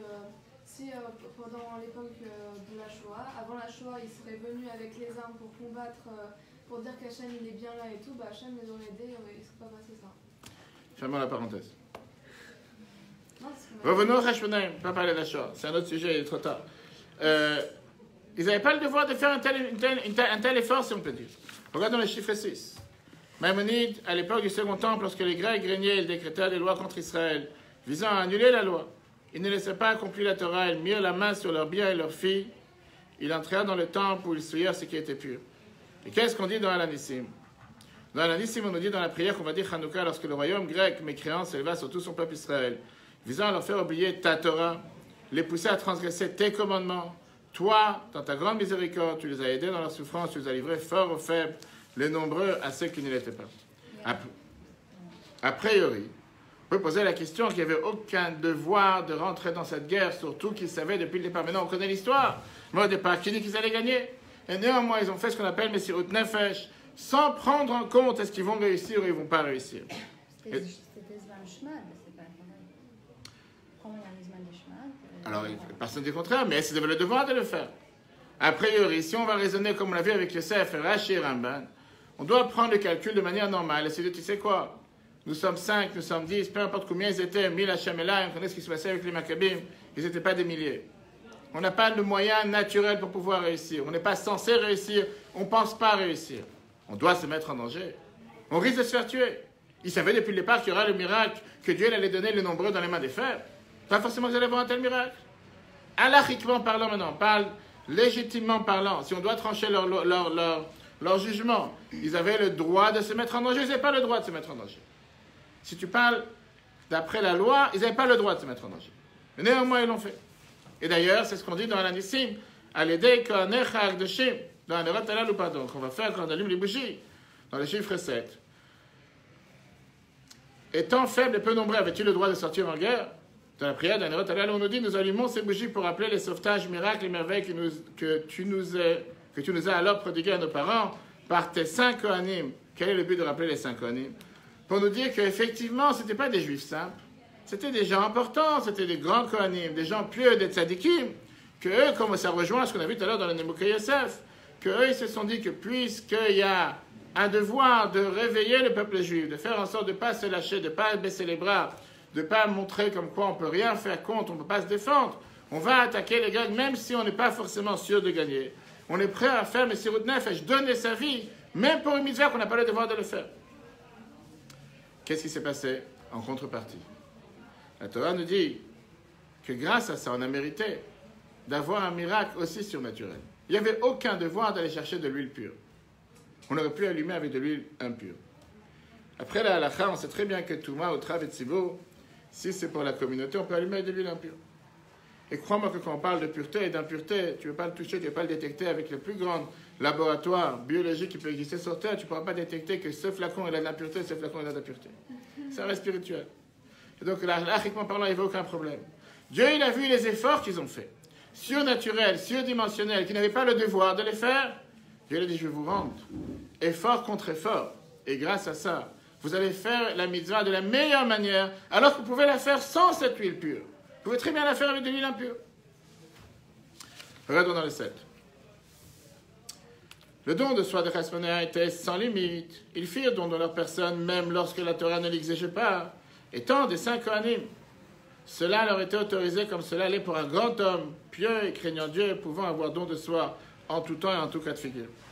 Et alors, le fait qu'ils ont décidé de faire ce Messirut Nefesh, le fait qu'ils ont décidé de se dire que puisque la guerre des Grecs ici, elle n'est pas contre le peuple juif, elle n'était pas contre la Torah tout court, elle était, comme on dit dans l'Anissim, contre ta Torah. La Ashkicham Torah Techa. Ils voulaient faire oublier que c'est la Torah de Dieu. Les Grecs se disaient, les Olympiques, ils voulaient faire de Jérusalem la capitale grecque. Ils voulaient se dire, le corps humain, c'est la personne, c'est la chose qu'on doit être asservi le plus, qu'on doit servir le plus. Tu veux apprendre la Torah avec plaisir. Pourquoi tu dois apprendre la Torah de Dieu? Pourquoi tu dois faire tes commandements? Fais les commandements qui sont rationnels, qui ont une logique. Tu ne vas pas faire les commandements de Dieu. Pourquoi mitzvotecha? Ça, c'est ce qui les dérangeait. En 2 mots, ça les dérangeait tout ce qui est au-dessus de la logique, au-dessus de la nature. Ils étaient d'accord avec que tu apprends la Torah, c'est une bonne science. Pourquoi tu vas apprendre une Torah de Dieu? Ils sont d'accord que tu fasses les mitzvot qui sont logiques, pas les mitzvot qui ne sont pas logiques. Quand ils sont rentrés dans le temple, ils ont décidé de ne pas briser, vider, trouer, de rendre impur les tonneaux d'huile. Et néanmoins, on a vu comment nous, on a décidé de faire cet effort majeur qu'on n'avait pas besoin de faire, de chercher de l'huile pure. Pourquoi l'huile pure? La Torah nous dit que l'huile représente la chachma, la sagesse. Les Grecs voulaient rendre impure la sagesse du peuple juif. Ils ne voulaient pas qu'il y ait cette force divine qui gère n'importe quelle mitzvah et qui donne le pouvoir et la possibilité à chaque juif de faire les mitzvot. C'est pour ça que nous, on a décidé de contre-attaquer les Grecs en cherchant cette huile pure. Et Dieu, il a fait le miracle qu'on a trouvé la fiole d'huile pure. Alors qu'on n'avait pas le devoir de le faire. Par ça qu'on est rentré dans le temple, on a trouvé cette fiole d'huile qui a dû durer seulement 1 jour. Au final, elle a duré 8 jours. Pour montrer l'enseignement majeur qu'on apprend de cette histoire, que ce soit des Grecs, que ce soit des Chashmonaïm, que ce soit de Yosef avec ses frères. Oui, on peut toujours jouer, ça c'est la réponse à tout ce qu'on a vu tout à l'heure, on peut toujours jouer politiquement correct. Est-ce que j'ai le devoir ou je n'ai pas le devoir? La réponse elle est non, tu n'as pas le devoir. Mais est-ce que parce que je n'ai pas le devoir, je ne dois pas le faire? C'est ton choix. Personne ne va t'obliger. À 120 ans, tu vas monter dans le ciel, on ne va pas venir te dire pourquoi tu ne l'as pas fait. Tu n'avais pas le devoir de le faire. Mais après, c'est entre toi et ta conscience. Parce que je n'ai pas le devoir, je ne dois pas le faire. Et si je vais décider de faire un effort en plus? Face à cet effort en plus, tu mériteras que Dieu agisse en toi avec cet effort en plus. Bien sûr que si tu n'as pas fait, on ne pourra pas t'en vouloir. Il y a la grève, il y a les manifestations. Je ne peux pas arriver au cours. Je ne peux pas arriver à l'examen. Qu'est-ce que tu veux que je fasse? C'est de ma faute. Combien de gens aujourd'hui se plaignent qu'à cause de la grève, à cause des cassettes, il y avait avec la SNCF il y a quelques temps. Combien de gens ont raté les trains, combien de gens n'arrivaient pas au cours, combien de gens... Et tous les étudiants étaient en panique. période des examens, comment on va faire, comment on va avec la meilleure bonne volonté, perdre 5 heures dans la gare pour se lever le matin à 3 heures et pas forcément arriver. On ne peut pas leur en vouloir. Ce n'est pas de leur faute. Personne sur Terre va leur mettre une punition parce qu'ils n'étaient pas présents en classe aujourd'hui. En tout cas, j'espère. Il y a toujours des gens extraterrestres, mais en règle générale.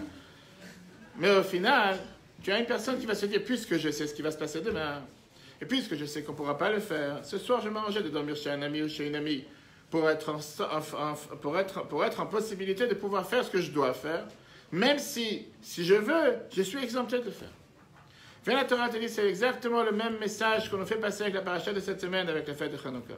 Il y a un moment dans la vie où on doit se dire, est-ce que je fais ce que je dois faire pour me rendre quitte, pour faire mon devoir, pour pouvoir mettre un X sur la feuille en disant, j'étais là, j'étais présent, j'ai fait ce qu'il fallait faire, ou bien je le fais parce que c'est ce que Dieu veut que je fasse.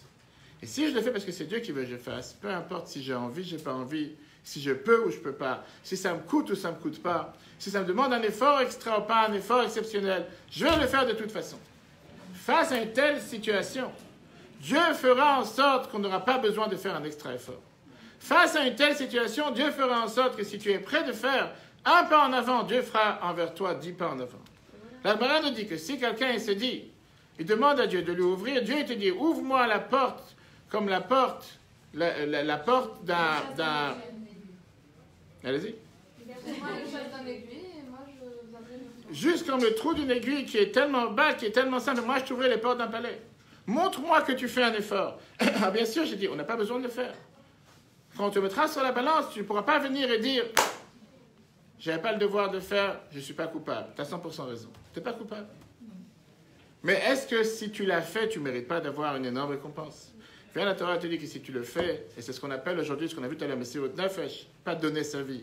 Personne n'est là aujourd'hui avec un couteau pour dire à un juif, où tu fais les Torah et les mitzvot, tu vas savoir ce qui va t'arriver, que Dieu nous en préserve. Mais on a cette guerre quotidienne interne à l'intérieur de chacun d'entre nous. Combien de fois, face à une mitzvah, n'importe quelle mitzvah, que ce soit une mitzvah, ce qu'on considère facile pour certains, comme certains l'ont dit tout à l'heure, ou difficile pour d'autres. Chacun, il sait quel est son propre combat. Chacun, il sait sur quoi il doit s'améliorer. Chacun, il sait sur quoi il doit avancer. Et pour une personne, ça se peut que telle mitzvah est très facile. Pour une autre personne, ça se peut que cette mitzvah, elle est très dure. Et face à cette mitzvah, effectivement, Yosef n'a pas le devoir de le faire. Les Hashmonaïm n'avaient pas le devoir d'aller chercher de l'huile pure. Néanmoins, ils l'ont fait. C'est pour ça qu'ils ont fait le pas en plus. Ce qu'on appelle dans la Mishnah, l'ifni mishuratadin. Mieux que la règle de l'art. Ils n'avaient pas le devoir de le faire. Et tu ne peux pas leur en vouloir et tu ne pourras jamais les punir. Ils l'ont fait. Voilà ce qu'on a gagné. Yosef a géré la planète. Les Hashmonaïm nous ont amené cette fête de Hanouka que jusqu'à aujourd'hui, on te dit que quand Mashiach va venir, elle ne sera pas annulée. Combien d'enseignements ça nous vaut dans la vie de chacun d'entre nous? Alors oui, c'est vrai que ce n'est pas facile. Mais si on a confiance que quand on fait un effort, Dieu nous renvoie 1000 fois plus, et il fait en sorte que l'effort devient un non-effort, on va faire l'effort. Mais si on se dit jusqu'à quand je vais galérer, jusqu'à quand je vais souffrir, jusqu'à quand je vais avancer, on doit parfois savoir se mettre de côté pour faire ce que Dieu attend de nous. Même des fois, on retire un bénéfice, on se dit heureusement qu'on a eu ça. Pas tout le monde a la chance de voir ce bénéfice rapidement. Et dans les paragraphes après la question. Le 8. La victoire fut obtenue. Pardon. La victoire fut obtenue grâce à un don de soi, au-delà de toute logique, à l'opposé de l'approche des Grecs, voulant que tout soit rationnel. Ainsi, le fait d'avoir trouvé une fiole d'huile pure, scellée par le Kohen Gadol, par le grand prêtre, indique qu'Israël avait un tel don de soi, grâce auquel les Grecs furent vaincus. Et ça, c'est l'enseignement qu'on apprend de Hanouka. De la même manière, dans la vie de chacun d'entre nous, ne pas se fier, ne pas faire seulement ce qui est facile, ce qui ne demande pas d'effort, ce qui ne demande pas de contraintes. Et encore une fois, si quelqu'un ne l'a pas fait, on ne pourra pas lui en vouloir. Mais c'est dire, même si ça me demande un effort, même si ça me demande une contrainte, même si ça me demande de faire un pas en plus, je vais le faire. Et Dieu va nous assurer de nous donner la possibilité que ça soit sans contrainte et sans effort. Avant la question, juste rappeler que le cours sera en replay demain sur l'application eTorah, eTorah sur Google et Apple, ainsi que tous les autres cours. Vous pouvez chercher n'importe quel sujet avec plaisir. Et surtout, prendre ça en application dans la vie de tous les jours, quotidiennement. Pas se dire quand ça arrive Kippour, quand ça arrive un événement majeur, là je vais faire un effort. Dans la vie de tous les jours, on a tous des efforts à faire. Justement, Kippour, donc mon médecin me dit que j'ai pas le droit de jeûner, donc j'ai pas le devoir de jeûner, mais je transgresse pas si je décide de jeûner. Donc j'ai fait l'effort en plus, j'ai fait le pas en plus. Hachem va faire que tout va bien se passer. Je suis pas d'accord. Tout dépend encore une fois. Si c'est un cas de danger, si c'est un médecin parce qu'il veut se couvrir et parce qu'il veut pas se mouiller, il préfère te dire au mieux pas jeûner. La réalité, elle est que la Torah, il va voir un deuxième médecin, il va voir un troisième. Prends l'avis de 2 ou 3 médecins importants qui vont te dire est-ce que vraiment dans ton cas précis, dans ce cas précis, est-ce qu'il faut jeûner ou pas. Si ces 3 disent qu'il ne faut pas jeûner, tu n'as pas le droit de jeûner. Ah voilà, on transgresse. Mais là, eux, ils transgressent pas. Là, on parle pas de transgression, on parle. Pourquoi? Parce que tu as pris l'exemple de jeûner, c'est quand même un danger de vie. Si tu as 3 médecins qui viennent et qui te disent. C'est différent par rapport. Bien sûr, mais dans le contexte de tous les jours, on ne parle pas maintenant de se mettre en danger de vie. Là, la même halakha te dit que tu dois manger. Et c'est comme ça que tu fais kippour. C'est la halakha qui te le dit. C'est pas que tu fais contre la halakha. D'accord. La halakha ne dit pas juste pareil. Non. C'est juste on leur dit vous n'avez pas le devoir. Ils n'avaient pas le devoir. Néanmoins, ils ont essayé de le faire par rapport aux circonstances dans lesquelles ils étaient. C'était des circonstances particulières pour ça de me mettre dans cette situation et d'agir face à ce qui jamais si jamais ils n'auraient pas agi. Qu'est-ce que le peuple juif aurait dit? Les Grecs vont se tuer, le temple, on ne fait rien, on n'agit pas. Grâce à eux, on a réussi à avoir ce qu'on a aujourd'hui. Question? Oui, moi j'ai. Oui, Ça se trouve. même une grande. Je suis à côté de la plaque, je sais pas. On est tous à côté de la plaque. Il y a des plaques d'or. Il y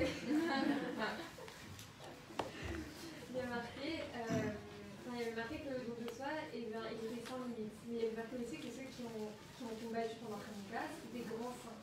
Et il n'y a que les grands saints qui avaient le droit de prendre sur eux de faire ça. Ça veut dire que quoi? Aujourd'hui, s'il y a quelque chose de qui se passe, il y a un grand sacré qui a le droit de dire bah non, je vais prendre le risque de faire cette mise-là. Aujourd'hui, ça veut dire la chose suivante. Nous sommes tous des grands saints. La Torah te dit, Va'amer kulam tzadikim. Que tu veuilles ou pas. Chacun se regarde dans le miroir et chacun sait quel est l'effort majeur qu'il fait tous les jours pour faire une mitzvah que Dieu il attend de lui. On est en danger. Bien sûr, on est en danger. Pourquoi on est en danger? Bien sûr, on est en danger. C'est un danger que si je peux faire très bien. La Torah te dit que la différence entre un être humain et un ange, c'est qu'un être humain, c'est quelqu'un qui est où il avance ou il recule. Il ne peut pas rester au milieu. Un ange, il fait du surplace. Le danger est face à la société. Le danger est face à ce qui se passe dans notre entourage. Le danger est face à l'influence de tout ce qu'on voit, tout ce qu'on entend, parfois des amis, parfois de la propre famille. C'est lui un danger. Savoir regarder dans le miroir et se dire qui je suis réellement. Qu'est-ce que je fais sur Terre? Quelle est ma mission sur Terre? Quelles sont les valeurs pour lesquelles je ne suis pas prêt à transiger? Quels sont les efforts que je fais que je peux être fier de moi? C'est entre moi et Dieu, pas entre ce que l'entourage va dire.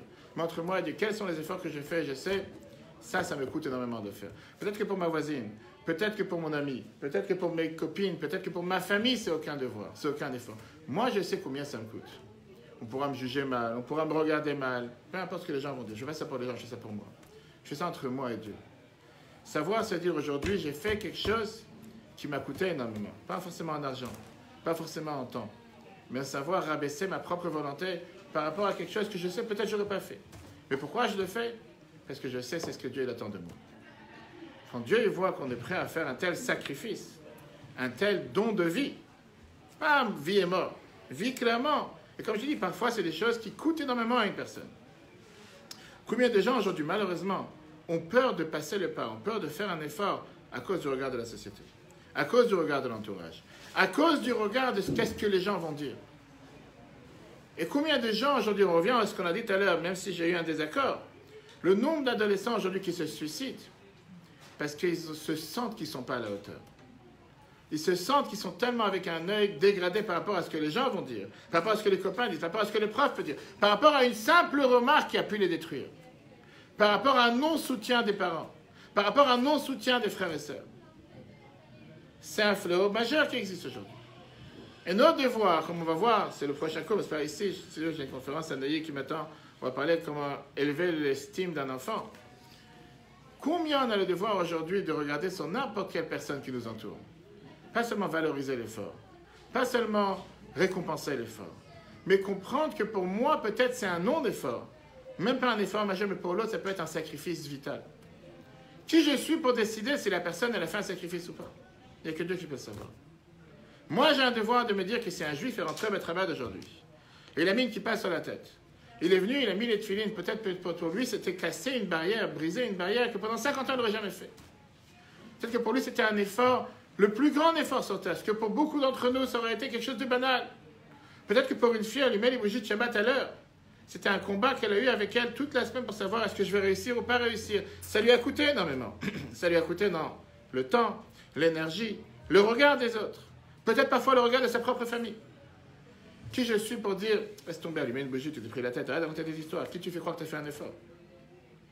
Et parfois, en agissant pareil envers les autres, ça peut détruire une personne dans le plus profond d'elle-même. Une personne qui se dit, j'ai fait un effort, et je ne suis même pas valorisé pour cet effort. Il faut mieux se tuer.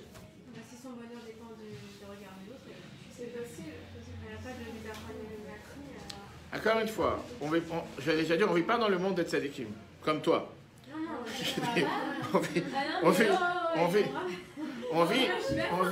on est tous des saints. On l'a dit tout à l'heure, on est tous des saints. On l'a dit tout à l'heure, on est tous des saints. Mais on vit dans le monde, malheureusement, où beaucoup de gens font des efforts, et la pire des choses qu'on peut faire face à ces efforts, c'est se moquer. La pire des choses qu'on peut faire, c'est d'être froid envers ces efforts. Ne même pas valoriser un tel effort. Considérer que l'effort qu'ils ont fait, laisse-moi tranquille, tu as fait un effort, de quoi tu parles? Ça, tu parles d'un effort. Nos grands-parents ont fait un effort parce qu'ils marchaient, va savoir, dans la guerre. Ça, c'est pas un effort. Moi, je dis le contraire. Ça, c'était des gens qui vivaient qu'avec des efforts. Ils n'ont pas forcément senti qu'ils ont fait un effort. Aujourd'hui, tu as des jeunes que pour eux, comme j'ai dit tout à l'heure, venir à un cours aujourd'hui à 18h30, bravo. Je pensais j'allais être tout seul à parler au mur, j'ai toujours un mur devant moi. C'est pour ça que je parle toujours devant le mur. La Torah, tu as fait un effort, c'est énorme. Savoir valoriser les efforts d'un autre, savoir respecter les efforts d'un autre. Pourquoi? Parce que ça se peut que pour cette personne, c'est sa vie qu'il a donnée. Il aurait pu très bien partir à 18h30, aller sortir, s'amuser, fêter, pas obligé de venir. Comment vous répondez alors aux gens qui sont en avant? J'ai pas entendu. Au début, vous avez dit à beaucoup de gens qui aiment les gens, est-ce qu'ils font des pas en avant? Ils abandonnent. Torah te dit une phrase, ne jamais regretter le bien que tu as fait. Ne jamais regretter les bonnes choses que tu as fait. Même si tu l'as fait envers quelqu'un qui ne mérite pas, le bien, il est compté. Il n'est jamais effacé. N'importe quelle bonne décision que tu as faite, c'est un pas en avant. Ah, ça t'a coûté, bien quelqu'un qui est au courant que ça a coûté. Quand la Mishnah, elle te dit, le cahier, il écrit. Le cahier, il est ouvert, la main, il écrit. Tôt ou tard, tu seras récompensé. Par exemple, t'es énervé comme ça, tu prends sur toi. לא לקחו תמונות, חבל, שיהיה תמונות בכל הסיפור. או לבקש מהשחר או להשריקה. Autre question? Question?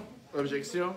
Opposition? Vous pouvez, pourquoi pas? Vous pouvez dire que vous n'êtes pas d'accord. Quand on a répondu, on était d'accord.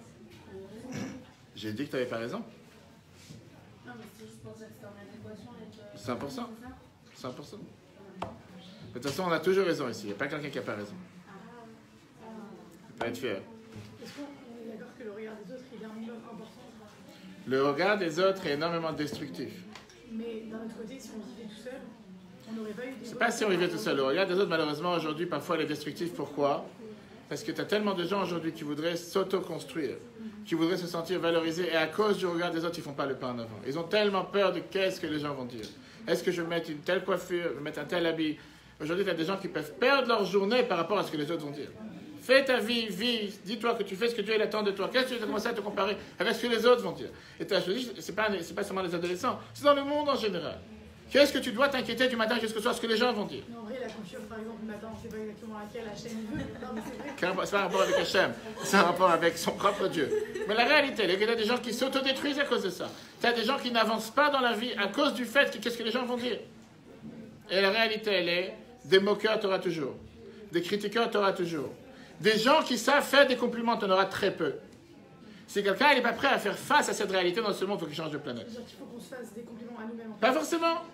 Pas forcément, je dis qu'il faut se faire des propres... Il faut faire sans attendre de compliments. Malgré que je n'ai pas dit que c'est pas facile, c'est difficile, parce qu'on aime les compliments et on veut être valorisé. Mais savoir qu'on vit dans un monde où tu as 90% des gens qui savent dévaloriser, et peut-être 10% des gens qui savent valoriser. Tu peux regarder dans la vie de chacun d'entre nous, que ce soit à l'école, que ce soit, peu importe, dans n'importe quelle situation, combien de fois il y a tellement une facilité pour rabaisser une personne, pour repousser une personne, pour dégrader une personne, pour ne pas considérer une personne. Avec un enfant, c'est exactement la même chose. Et combien de fois tu te dis, mais dans une semaine, combien de compliments j'ai entendus? Combien de gens... On a alors de compliments, surtout les Français. On est vraiment... Que les Français? Les Israéliens, non? Tu veux qu'on parle des Israéliens? On peut parler des Américains aussi, si tu veux. Mais c'est très français. C'est le monde. On voit une page blanche, on met un petit truc, on fait un test à un enfant, C'est- tu vois. Il va dire, ah bah non, je veux le petit point noir au lieu de voir la page blanche. Je suis tout à fait d'accord. Mais c'est ce qu'on te demande de faire quand tu vas chez Mais moi l'opticien. aussi, c'est bien de voir le En général. Non, mais ça, je vois pas. En général. En tout cas, que Dieu fasse. En tout cas, comme je disais, le cours sera en replay sur l'application Torah. Si vous avez des questions, avec grand plaisir. Que Dieu fasse qu'on se voit toujours dans la joie. Que Dieu fasse qu'on puisse avoir la conviction, qu'on puisse